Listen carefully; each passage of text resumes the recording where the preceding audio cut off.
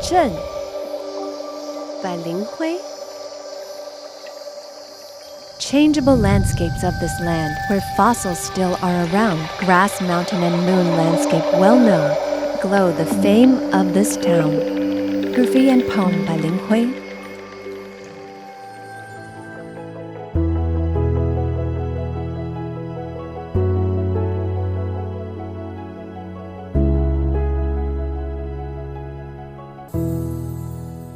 Hello everyone, I'm Will. Today we're in Zuojhen, Tainan. Right in front of us is the Tsao Moon World. It's a spectacular landscape carved by nature over millions of years. Jagged ridge lines, vast chalky terrain. Standing here, it feels like I've landed on another planet. But Zuojhen's story isn't just about barren landscapes. There's the wisdom of bamboo weaving, ancient memories preserved in fossil parks, traditional rice cakes passed down by grandma, and even world-class sunrises. Plus the tangy homestyle flavor of Cordia dichotomous. Step into old trails, historic streets, and local communities, and gardens filled with colors of every season. There's also the nearly forgotten craft of charcoal making. All of this shows the vibrant life of this small town. Today, we'll start from the Tsao Moon World and begin our journey through Zuojhen. Let's go!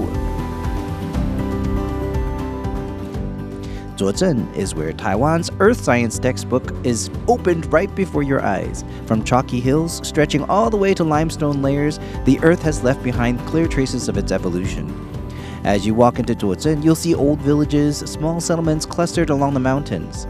Churches, farmhouses, barns, and irrigation canals bind people closely to the land.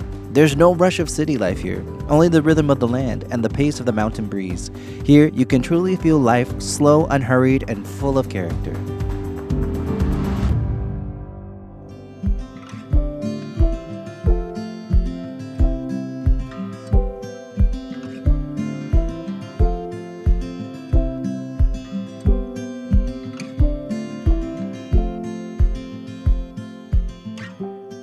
I'm really curious why this kind of landscape even exists, so let's invite Miss Liu Zu, who knows this place very well. Welcome. Thank you, Will, for coming to one of Taiwan's most distinctive geological landscapes. It's called the Moon World of bluish-gray mudstone. So why does this landscape look like this? We know that this mud, in the past, millions of years ago, was actually deep under the sea.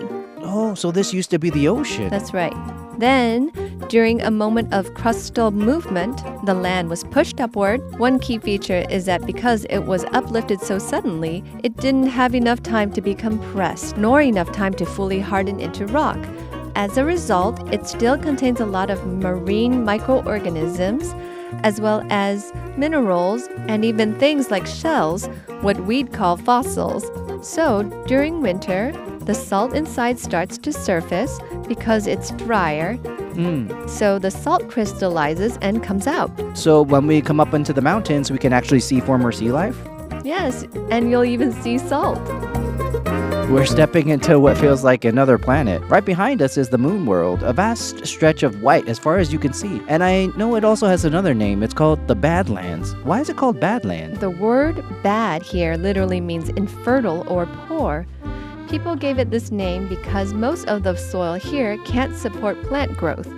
So they felt that this kind of land was bad. But honestly, I think the scenery is still quite beautiful. You see patches of dry yellowish grass, yet right next to it are these lush, vibrant green areas. Teacher, can I touch it to feel what the Moon World is like? Sure, you can go ahead. Oh, it's really very dry and hard, almost fragile, like it's been baking in the sun for a long time. Right, it's kind of crumbly, isn't it?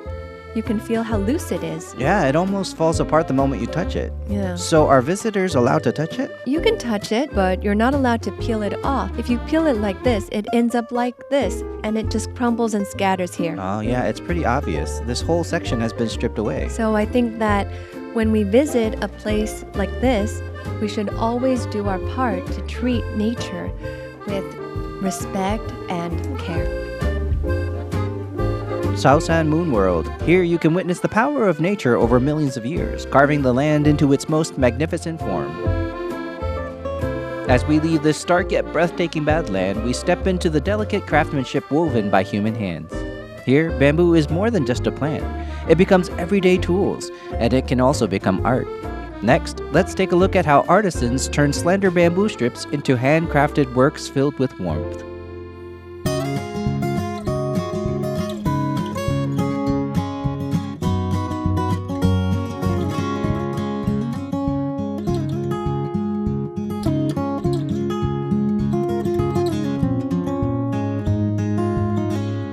In Zuozhen, it's not just the badlands that are famous. Bamboo and daily life here are deeply connected as well. Because of the local terrain, this area is especially suitable for bamboo groves to thrive. That's why bamboo early on became an essential material in local life. Generation after generation has used bamboo to weave wisdom into everyday living. Today, I've come to this workshop not just to admire the artisan's skilled hands, but to challenge myself to weave a small piece of my own. Let's go find the master craftsman. Let's go! Hello, teacher Tiao Tang. Hello, Will. I've heard that life in Zuozhen is closely connected to bamboo, right? Of course. What kinds of everyday items are made from bamboo? Generally speaking, back in traditional farming communities, there were many everyday needs that weren't so convenient, like baskets, dustpans, and especially things we still see today. Like when we're having breakfast, those bamboo steamers, all of those can be handmade by us. Actually, when I was young, I often saw bamboo in Thailand too, because in Thailand, we also use a lot of natural materials in food, grasses or leaves. We naturally like using things from nature, so many of our houses are also built using bamboo.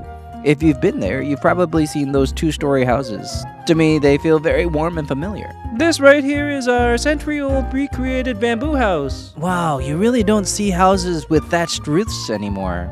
Yeah, that's roofs. Teacher, may I ask about the craftsmanship of this bamboo house? Is there anything special about how it's built, or is it difficult to make? It actually uses traditional methods. Chisels are used to carve holes in the bamboo, then the bamboo pieces are fitted through, linking the entire structure together. Not a single nail is used. It's all done with joinery, carving, and fitting the pieces together to form walls and build the whole house. And I know that Taiwan experiences lots of earthquakes and typhoons. From 2024 until now, we've had 2 major typhoons, and yet it's still standing strong. Not even a crack in the walls. Yeah, none at all. Because regular buildings reinforced concrete, when they face earthquakes, they're more rigid, but bamboo is flexible. It sways back and forth, absorbing the vibrations. I really admire the wisdom of people in the past. I never would have imagined that they could take things from nature and turn them into an essential part of everyday life.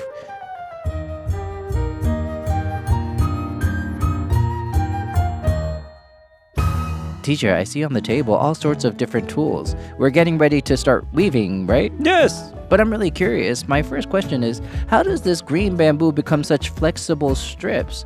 What process does it go through? The bamboo we use grows up to 3 stories high, and we only take the middle section for what's called bamboo craft weaving. We can't use the top and bottom? No, we can't. Why not? Because some parts are too young and some parts are too old. They don't have enough strength or flexibility, so we only use the middle section. Also, the distance between the nodes in the middle is longer, so this middle part can be twisted and bent easily. Twist it back and forth, and you can make all kinds of creative pieces. Teacher, I'm also curious. If we want to learn bamboo weaving, how long would it take to learn from scratch? Starting from 0, it took me about a year to be able to weave pieces like this. A year is a long time. You have to practice every day over and over again until the technique becomes second nature. Once you're that skilled, you're good to go. Is every weaving method the same? No, it's different. Some are more difficult. Today I'll teach you the beginner's method, the cross weave. Cross weave. Yes, it's simpler. We can use it to make coasters. From the part I just experienced, I think the teacher did a really great job teaching, and it was actually a bit easier than I expected. It's really just starting off and weaving up and down, kind of like knitting yarn. The part I found tricky was that my fingers are a bit thick at first. Now that I finished making this coaster, I really want to give it to my mom because she works so hard. And I think she, being Thai herself, would really like bamboo crafts like this. She would probably be amazed that my big rough hands covered in calluses from working out too much could actually make something like this. She'd probably be really happy. Through skilled hands, bamboo becomes both everyday tools and works of art, showing the creativity and deep connection between people and the land. In Zuozhen, stories aren't only woven by hand. The land beneath our feet is an endless history book. Next, we're heading into the Zuozhen Fossil Park, stepping out of the classroom and into the field to discover the traces of life left behind in ancient times.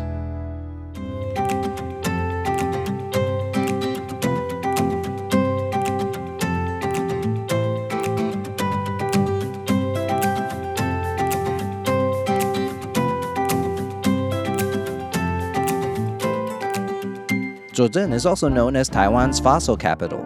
Today, we're visiting Taiwan's only combined museum and school fossil park. Please welcome Director Guo. Hello. Hello, Director. Approximately how many fossils do you have in your collection? Our fossil collection is over 10,000 pieces. Over 10,000 Yes, pieces? more than 10,000 fossils. All of them come from Zuojhen? Yes, all collected here in Zuojhen. What kinds of fossils are there? Fossil from here, ancient creatures. They cover large land animals, including species that are now extinct in Taiwan, like ancient elephants, rhinoceroses, tigers, some reptiles, and even crocodiles. Today we've come inside the museum. Why is our first stop at the elephant fossils? Because in this hilly terrain, fossil excavation area, elephants are among the largest animal fossils found here, and their number and variety are quite extensive. For example, we can see Taiwan's mammoth, the Taiwan saber-toothed elephant, and the fossils we're seeing now of the ancient Paleoxodon. These were some of Taiwan's largest and now extinct species in Taiwan. You can't see these ancient creatures anywhere else. The mammoth is the kind of elephant that lived during the Ice Age. Was it really in Taiwan too?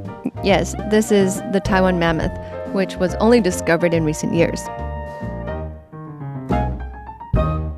I'm curious, among so many fossils, is there a must-see treasure at the museum? Of course there is. What is it? The must-see pieces is definitely this one, the Pleistocene rhinoceros. A rhino? Yes, a rhinoceros fossil. Why is it considered the museum's treasure? Considering Taiwan's geological layers, this fossil is one of the most complete, almost whole fossils found here, with roughly 40% completeness. 40% is already considered very complete? Yes, it's considered very complete because most fossils are scattered fragments. They've been affected by erosion and water flow, so finding a complete fossil is very difficult. I'm also curious, all these fossils, were they all discovered by professional archaeological teams, or did local residents sometimes find them themselves? Actually, in the local Cailiao Creek layers, fossil frequently emerges. Since early on, even back in the Japanese colonial periods, like Mr. Chen Chunmu, nicknamed Fossil Grandpa, would often find in the creeks objects that looked like stones, but also like bones, black and hard. These were actually animal remains. At first, he didn't know what they were. It was only later, with some scholars' research, that it was understood that these represented Taiwan's earliest and significant paleological fossils. From that time onward, local people also began finding them. Some were even collected by amateur enthusiasts. They would pick them up as well. Actually, before we had our Cailiao Fossil Museum, they were all stored in the Guangrong Elementary School, right next door. At the Zuojhen Fossil Park, we saw traces of ancient life left behind. We learned how this small town carries the weight of time. Now, we return to nature's embrace. The Houkeng Ancient Trail was an important route used by early residents to carry goods back and forth. Today, it's a serene path where you can truly feel the forest's essence. Follow me up the stone steps and listen to the stories the land has to tell.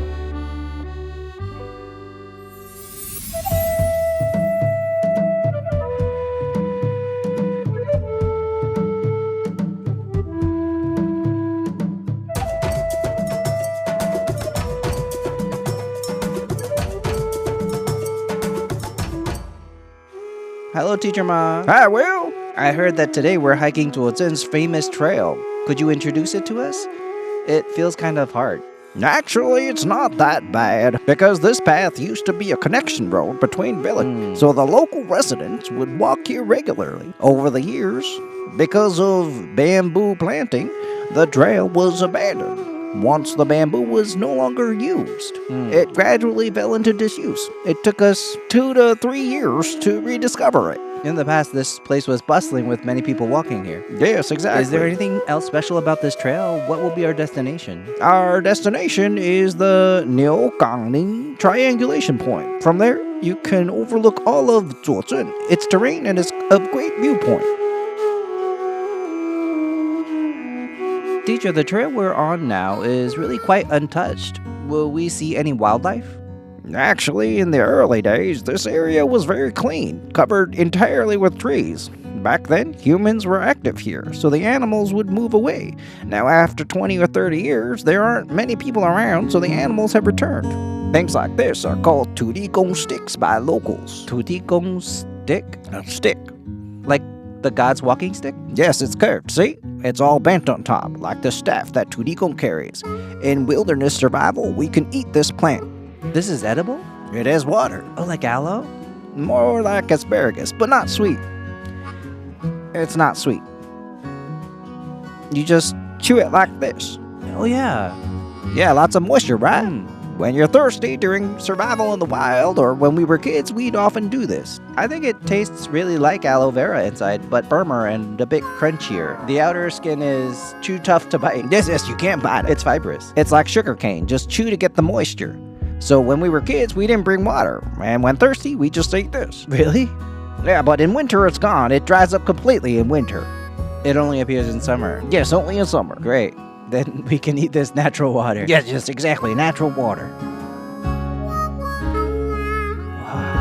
Triangulation point. Yes, this is the Houkeng triangulation point. From here looking out, it's a completely open view, almost nothing blocking Yes, it. this spot has an excellent view, a full 360 degrees. Every time you come up here, it feels a little different. And honestly, I think the weather today is pretty nice too. There's just a light layer of mist. It's quite cool. And when you look out, you can see the sunlight coming through. As we were walking up here, the teacher also shared with us that there are many different plants here and that you can observe many things you normally wouldn't notice at all. Yes, exactly. I would highly recommend this hiking trail because going there and back like this, it only takes a little over an hour. Yes, that's right. It's actually quite easy and you get to enjoy the peace and quiet here. Yes. Thank you so much today, teacher. You're welcome. After finishing the Houkeng Historic Trail, what stays in our eyes are untouched forests and the wide open views of Houkeng Ridge. It also makes you look forward even more to the local flavors coming up next. Now we're heading to taste Zuozhen's most familiar flavor, Cordia de Kanama cuisine. With its tangy, slightly salty taste, whether it's steamed, braised with meat, or stir-fried with vegetables, it always brings out a home-style flavor unique to Zuozhen.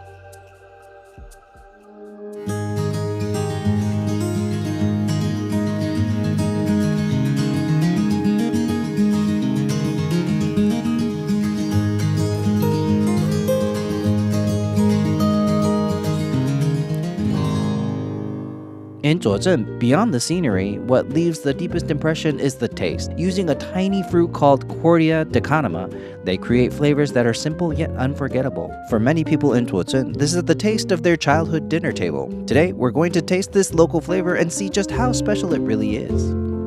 Here come Zuozhen's local dishes. They're all here. All of these Cordia de Kanama dishes are made entirely from local ingredients and prepared right here. Actually, I know that Cordia de Kanama is a fruit commonly found in mountainous areas. People here are very clever. They gather the fruit, pickle, and ferment it, and that's how it develops its signature sour and salty taste. This is what it looks like originally. Let me try one first to taste it on its own. Wow, this is really good. It feels like it could go perfectly with a bowl of rice. Now, let's see how it tastes when added to dishes. What kind of flavor does it bring? Let's start with the fried egg. Normally, after frying eggs, you just add some soy sauce. I don't think I've ever seen this elsewhere. Eggs paired with Cordia de Kanama. Even though Cordia de Kanama has a strong flavor, that sour salty punch, it doesn't overpower the egg itself. The egg's flavor still comes through. It actually tastes quite refreshing. Since fried eggs can be a bit greasy, the Cordia de Kanama cuts through that richness and balances it out. It makes the dish lighter, and honestly, I didn't expect such a simple dish to have so many layers of flavor. It's also perfect with rice, really delicious. Steamed fish. This one feels familiar to me, actually. In Thailand, Thai-style lemon fish also uses fruits with seasonings, and it turns out really tasty, very refreshing. I really think steaming fish makes the meat incredibly tender, and since fish has a stronger natural flavor, Cordia de Kanama doesn't just remove the fishiness, it actually brings out the umami. It enhances the fish's natural sweetness. I think this pairing is perfect. Today we also have water spinach and fiddlehead ferns. Let's give them a try. The crispiness of the vegetables combined with the saltiness of Cordia de Kanama is absolutely delicious.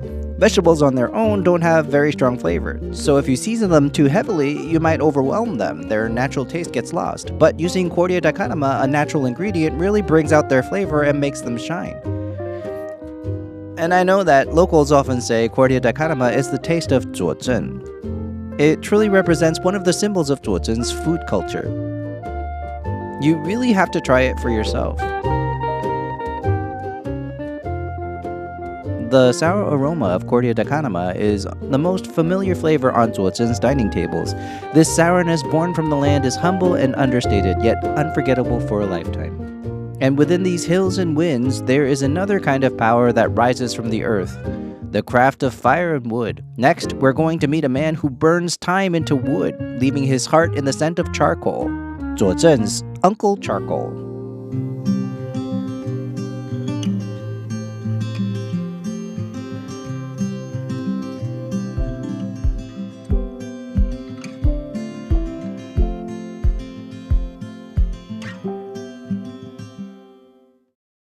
In Zuozhen, there's a man everyone talks about known as Uncle Charcoal. He has spent his entire life working with charcoal. At a time when imported charcoal is everywhere and traditional industries are gradually disappearing, he still insists on tending his 2 charcoal kilns. Today, we're here to see how he turns each piece of wood into fragrant black charcoal. But we've heard he's quite mysterious. Even though we're here today, we'll have to rely on a bit of luck. There's no guarantee we'll find him, so let's head in and see what happens. Hello, Uncle Charcoal. Hello, everyone. I'm really happy today. I feel so honored to meet you. It's truly my privilege. Oh, thank you. Because I heard that you are a national treasure of Zuozhen. Your charcoal smells amazing and is very unique. And I really want to get to know this centuries-old craft, which is truly rare. Uncle Charcoal, I'm really curious, how old are you this year? Over 84, almost 85. And you're still working in this craft. Well, if I don't continue this work, how could there be charcoal here? My son doesn't let me do it. He says it's dangerous. My knees aren't strong. It's heavy work, very dangerous. Yes, because I just lifted one of these logs and each one is really heavy. It's not just about putting it inside the kiln. You have to lift the whole thing and put it on hollow bricks underneath.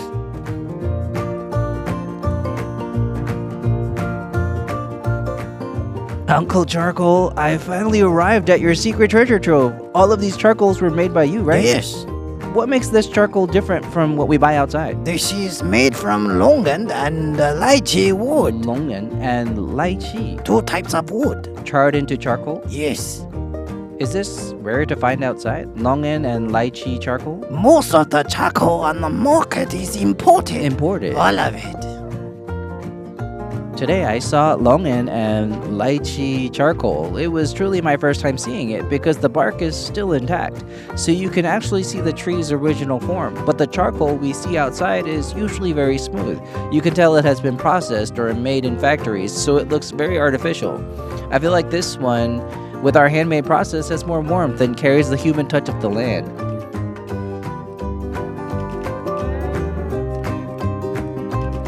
In Uncle Charcoal's kiln, the wood slowly transforms into black charcoal, leaving behind the flavor of time and the land.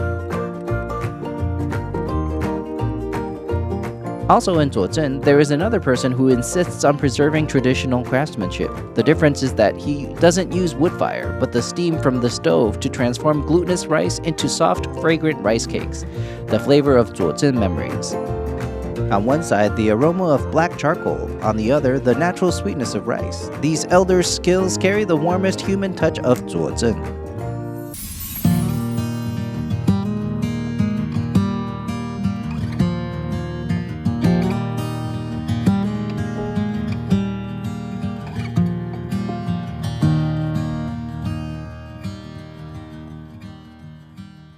Is there a flavor in your mind that reminds you of home? For me, it's Thai hot and sour soup. Whenever I'm away from home, if I taste it, it immediately reminds me of my childhood. After finishing my homework, my mom would bring a bowl of Thai hot and sour soup, so it instantly brings back memories of home. Such fond nostalgia. And in Zuozhen, there is one flavor that is a shared memory for everyone, and that is rice cakes. Hello, ma'am. Hey, Will. Hey. I know there's a very famous one here, Grandma Amin's rice cakes. Yes. May I ask who you are? I'm Grandma Amin's daughter. Oh, daughter. I'm Tsao. So now you are continuing this family tradition? Yes. I want to carry on my mom's delicious legacy. Big sister, what flavors do we have right At now? the moment, we have our classic plain peanut rice cake. Oh, the most traditional one. We also have local Shan bamboo shoots, pumpkins, and sweet potatoes, all made using ingredients from Zuozhen. Local ingredients create these flavors. I've eaten rice cakes before, but I've never made them. I'm really curious about the process of making rice cakes. What are the steps? Now, today we'll let you experience it yourself, starting with the rice cake process. First, we grind the rice. After grinding, we get rice slurry. Then we saute our fillings, bringing out their aroma. Then mix the rice slurry. Finally, Pour it into the molds. Because actually preparing the ingredients is almost done, and when stirring, because of the force needed, you have to keep moving it continuously. And it seems you also have to make sure the bottom doesn't burn. Because earlier, when I was halfway through, Sister Chaosen couldn't resist and took over. She said, "Let me do it." She immediately gave it a try. It seems I hadn't stirred it evenly enough. Even though I made it by hand, I really feel that Sister Chaosen helped me a lot on the side. Oh, okay, then we pour it into the mold. Alright, if there's too much or too little, will it make a difference? If it's too much, it will overflow. Oh. So mostly, just fill it in this box, evenly like this. No, that's enough. Later, we'll still need to set its shape. Okay. Now it's your turn. Make one and the whole family can enjoy it. Yes. And you can share with your friends too. Usually once the cake is made, how many days should it be eaten within? If refrigerated, 3 days. Yeah. Or you can pan fry it. The rice cakes we made by hand today are finally finished. Yeah, I'm happy too. I can already smell the delicious aroma of the rice. Yes. Let's eat it while it's hot. All right, let's taste it. How is it? How's the texture? It's very chewy and bouncy and doesn't stick to your teeth. And the more you chew, the aroma of the rice spreads throughout your mouth. What's really special is that when you bite it, besides the rice flavor, you can taste the crunchiness of the bamboo shoots, the softness of the mushrooms, and a subtle peanut aroma. Yes, yes. This flavor is really unique and delicious. And there's the sweetness of the local Chengshan bamboo shoots. And I think an important point is sometimes to understand a local place, you have to get to know it through its food. Exactly. And we're using the most local ingredients. Yes, that's right. Tasting this, I feel the old soul of Zuojhen. Oh, really? Each rice cake carries the taste of home and tightly connects people with the land. Leaving this warm handmade experience, we step into another kind of vibrancy, the Jingmao Garden. Filled with rare plants and seasonal flowers, fragrances and colors intertwine, allowing one to experience with both eyes and heart the beauty of Zuojhen.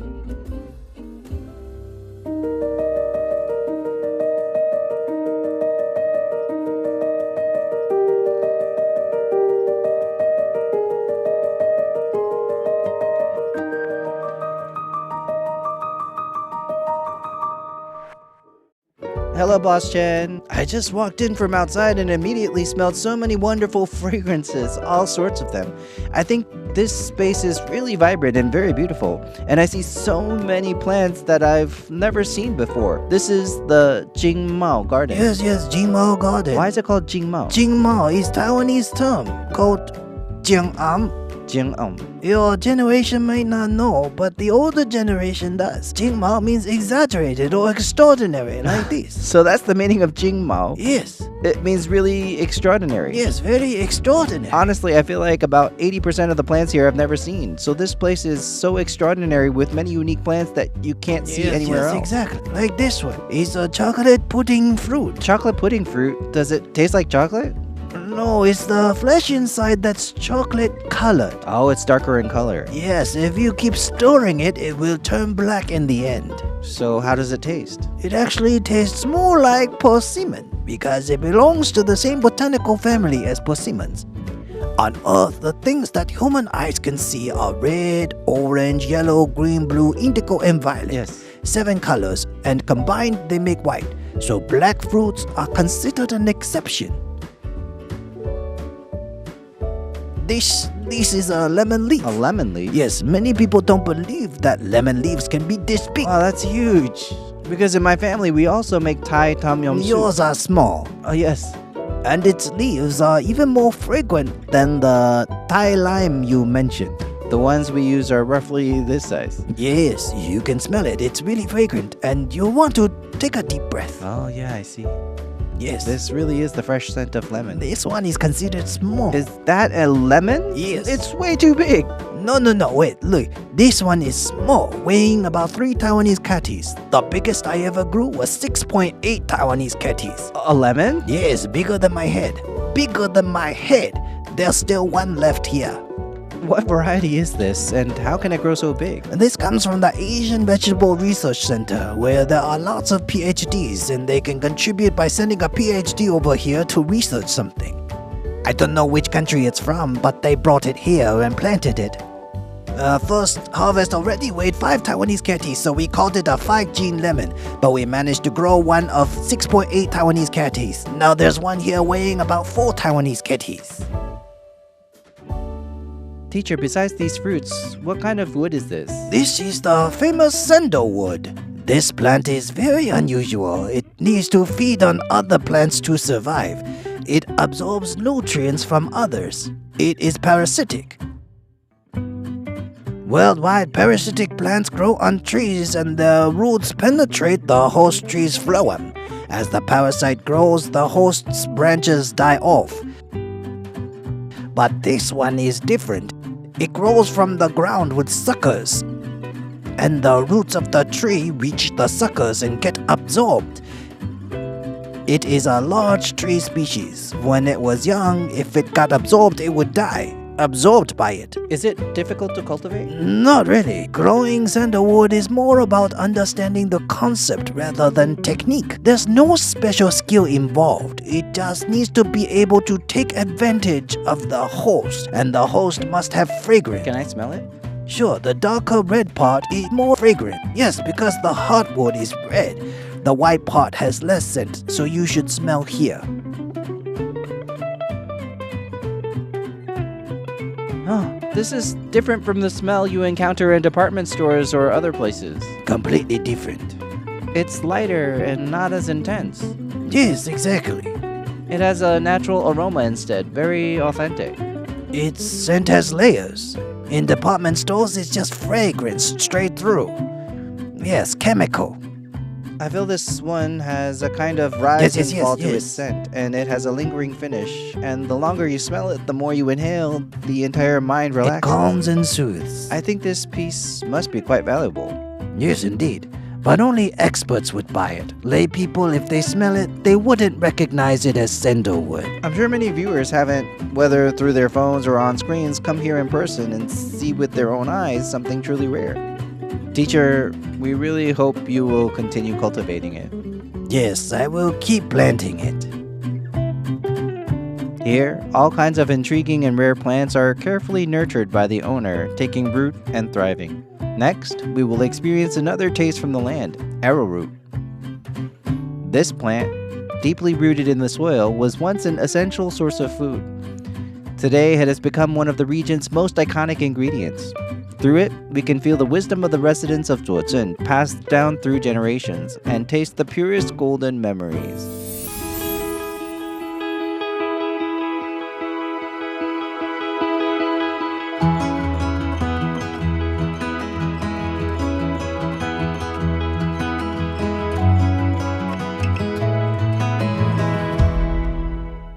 Hello, Xiaoxi. Hi, Will. I just walked in and realized this used to be an elementary school. What is it now?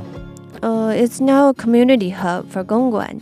What activities take place here? Some local residents come here to attend classes or participate in various events. What kind of events? Like the Arrowroot Harvest Festival or other dining-related community events. Wait, I just heard a very special name, Arrowroot. Yeah. What kind of activity can we experience? We'll take you to the fields, dig up some arrowroot, and turn it into powder and brew it to drink. So today we get to experience the whole process of transforming it into a finished product? Yep. Can't wait. Let's head to the fields. All right, let's go. Which one is the arrowroot? What does it look like? What is it exactly? Do you see over there, the green leaves? It's actually a tuberous plant, so you can only see the leaves, but not the tuber itself. We have to dig it out. So right now, we see some withered plants right here. Then we can go and dig them up a little. How deep do they usually grow? It varies, depending on how far down it grows. Do we loosen the soil on top first? Yeah. We need to loosen the soil first. Hey, right here. Oh, this is the actual plant? Yes, look at its leaves, and underneath you can see the series of clusters. Each cluster corresponds to a single stem, and the number varies. This one isn't very large, just a small piece. If you fertilize more, it could grow larger. How do we know when it's ready to harvest since it grows underground? Do we have to dig it up to check? When the leaves wither, like now, they aren't fully withered yet. The leaves start to dry out and fall over. They were originally green, then they turn brown as they wither. Yes, brown like this. That indicates it's ready to harvest. Exactly. The harvest we just collected, all the arrowroot is here. Next. Now that we bring it back, what process do we need to do? Next, we need to peel off its skin, and only after peeling will we pound But it. looking at it like this, it seems like there's no skin. Actually, there is. Look, on top, isn't it there a thin layer of skin that needs to be removed? Oh, this one. Yes, you need to peel it off like this. If you didn't tell me, I'd really think it was ginger. It looks very similar, right? Yes. So what does it taste like? What kind of flavor does it have? It tastes like grass because of the plant's natural grassy flavor. Otherwise, it doesn't have much taste on its own. Next, we need to pound it. So I'll place a net here and you can help me pour it in. Pour it in? Yes. All of it? Right. And now we take our hammer and start pounding it down. Yes. Oh, flattening it? Just pound it like this. And during the process, we extract the arrowroot powder, forcing it out. It's like pounding garlic. Yeah. Okay, after we finish, what can we use it for? This is the powder we just washed, Yeah. right? And we'll brew it with brown sugar. I think it's really amazing that arrowroot looks like this, and after pounding and settling, it becomes powder. Yeah, it's because we're slightly sun-dried it, just like this. It looks a lot like flour that could be used for desserts. Yes. And then add some brown sugar, and it actually has a name commonly called fen shu. 番薯. Yeah. This is a unique drink from Zuojhen. Yeah. Arrowroot is the scientific name, and by adding water, you can decide how much to add. This might make people want to use flour at home and just mix with brown sugar. No, that's different. Only this powder works? Yes. And then after mixing it, we can pour it and drink it. Oh. I taste the sweetness of brown sugar, but at the end there's an aftertaste, the gentle herbal aroma of the arrowroot. It's subtle, fresh herbal scent. I think arrowroot is naturally mild, so a bit of brown sugar brings out more of its delicate fragrance. Yeah. If you sip carefully, you'll notice a slightly powdery texture in your mouth. Through arrowroot, we taste the golden flavor left by the land. We also witness the new life of traditional ingredients. Leaving this simple, authentic experience, we now head into Zuozhen's busiest street. This old street is only 58 meters long, where past memories and modern lifestyles come together.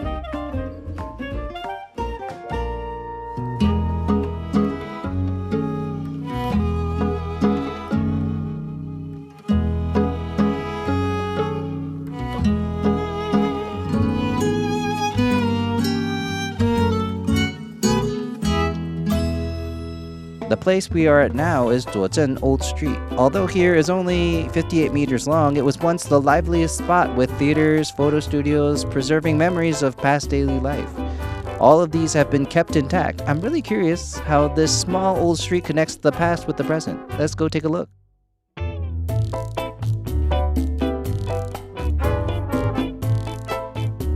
Hello, Lida. Hi, Will. Hello. I heard you're a local. You grew up around here, right? Yes, I'm a local kid from here. And I also heard Zuozhen Old Street is only 58 meters long. Standing here, I can see the end. But did you know that in the past, you actually couldn't see the end? Why? Because it was very long? No, it's because this place used to be packed with people. According to our historical research, there used to be over 10,000 people here. What was the busiest scene like back then? What did it look like? Elders used to say there were places like record stores, ice shops, or martial arts schools, as well as Western medicine clinics and Chinese medicine clinics, and even pastry shops. The busiest part was right here, because here you could find almost anything. Yes, it was a place with very convenient daily life functions. So because there was a street, there would be a town and then people, which gradually created the bustling feel of this place. But compared to now, it's really very different. Now it's really quite quiet. Yes, that's because of geographical factors. So fewer people gradually came here.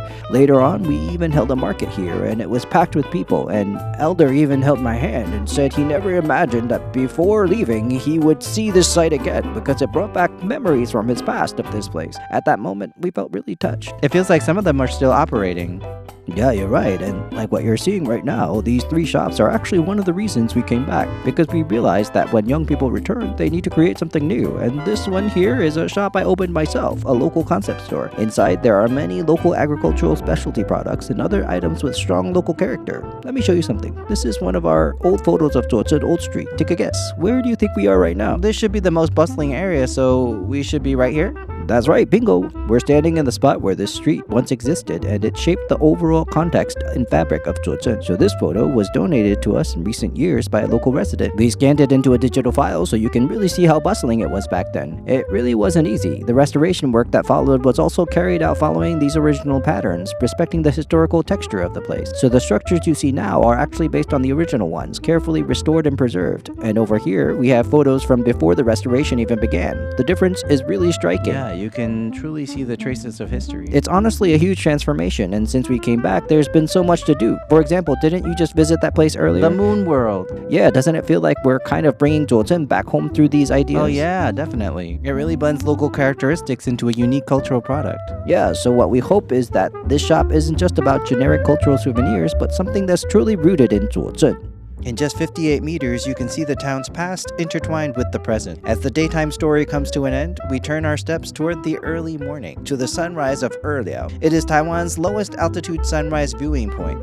When the first light of dawn cuts across the sky, a sea of clouds rolls through the valleys. In this moment, we witness Zuozhen's most dreamlike morning scenery.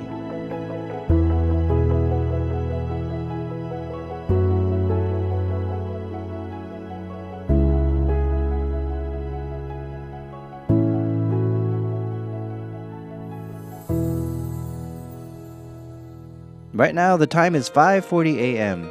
Actually, this viewing platform is already quite crowded. Why is that? Even though it's not light yet, it's because this place has incredibly beautiful scenery. It's said that the sunrise here was selected by CNN as one of the world's most worthwhile sights to see. And I've heard locals say the best time to watch the sunrise here is from late summer to early autumn. Although I've seen many sunrises before, I feel this place has left a particularly deep impression on me, especially with all these green mountain landscapes hidden within this kind of white sea of clouds. Now the sun is coming out. Little by little, it's slowly revealing itself. It's truly beautiful. Although we've been here waiting for over 20 minutes, anticipating the sunrise, I actually feel that those 20 plus minutes were quite enjoyable in their own way. This place is really quiet and peaceful. I've heard this place is known as the sunrise closest to the city because it's actually not very high, only 175 meters above sea level, yet it still has a sea of clouds. Usually seas of clouds only appear at much higher elevations like Shan, often over 1,000 meters high. After this journey to Zuojhen, I truly feel that Zuojhen is a stage of time. Why do I say that? Because the land here has written the desolation of the moon world and the dawn of Erliao. What people carry on is a rice cake in grandma's hands and an arrowroot in the community. Only after experiencing it do you understand that the culture here is not displayed in museum cases, but lives in this land and in the hearts of its people. Although Zuojhen isn't very big, it reminds us that by carrying on the past, cherishing the present, we can move toward a stronger future. I'm Will, Linking368 Taiwan. Which township will we visit next? See you next time!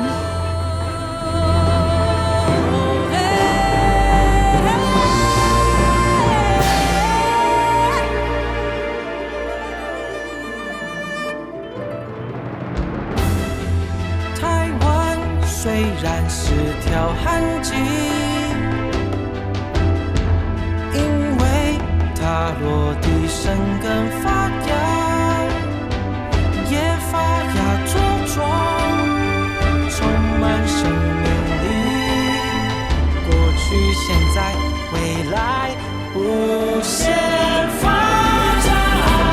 我们有自己的选择，台湾是自己来负责。世界来感受台湾的时刻。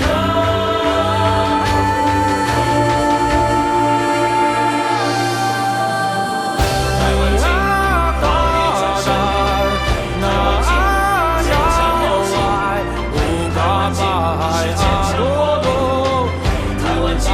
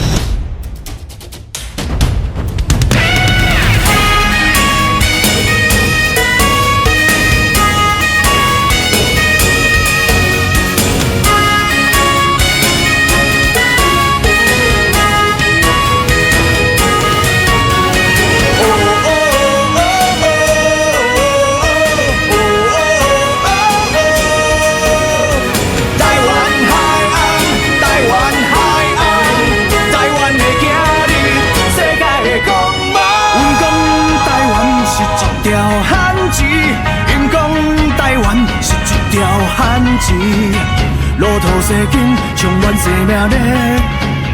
我的决心，让代代延绵。过去现在，好未来无限。台湾发展，全世界倾斜。勇敢热情，脚步不停。